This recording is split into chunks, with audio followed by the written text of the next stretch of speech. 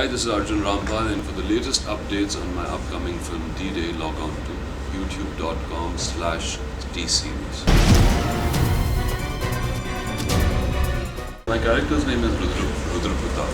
He is an ex-army officer, but now he's been assigned by the RAW. Nobody knows what he is really doing. Now, what happens with the RAW? There are different aspects of agents, which you will find, or they hire.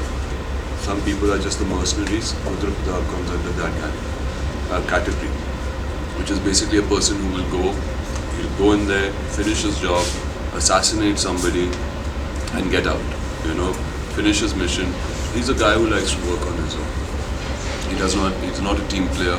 He believes that everybody has some kind of a weakness, and the bigger the team means you're taking on more weaknesses because you're taking on other people's problems on your shoulders.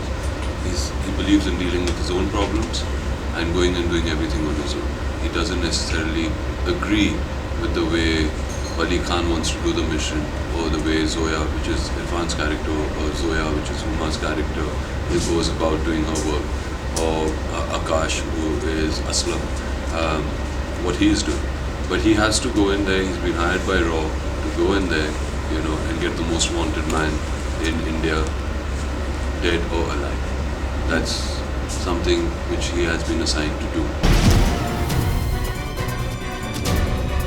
When people will watch this movie, I think what Nikhil went out to achieve was to make a thriller like a Hollywood slick thriller. But when you say a Hollywood slick thriller, I'm saying on the level of a Bourne Ultimatum or a Bourne Identity, or like a Zero Dark 30, or like an Argo. That kind of a feel to a film, which is real, which you think which is believable. These characters are very believable as well, and at the same time they're commercial and they're entertaining. And you will be on this roller coaster journey. It'll take you through different emotions, and it's a very, very emotional story also. He's a fantastic actor. I've watched his career. He's entertained us when we were much younger. We were kids, growing up watching his movies.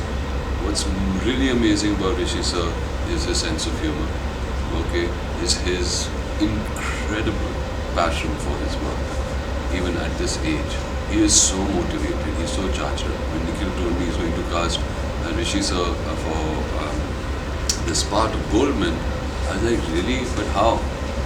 Rishi sir is like the sweet, charming, romantic image, or he does a great comedy and he does all of that. I've never seen him looking sinister, and I don't see him fitting into this. And he said, "Nee, mujhe lagta hai he'll do it." And he went and did a photo shoot with him. And when he came, he showed me those photographs, and the photographs, which were reference photographs that he had done it with. It was unbelievable, the transformation. I remember the first day he came on the set, he was wearing, I think, a pink t-shirt and shorts, and his curly hair and his cute face. He came onto the set and he went into his trailer. When he came out from the van, and he was a different man. He was a different person, and the way he had just changed and transformed himself. And his whole body language had changed, the way he was talking had changed, and there was a very good, strong, and there was pin drop silence on the set. Love the song Dua, which is the theme of the film, and there is a wonderful Qawwali in the film,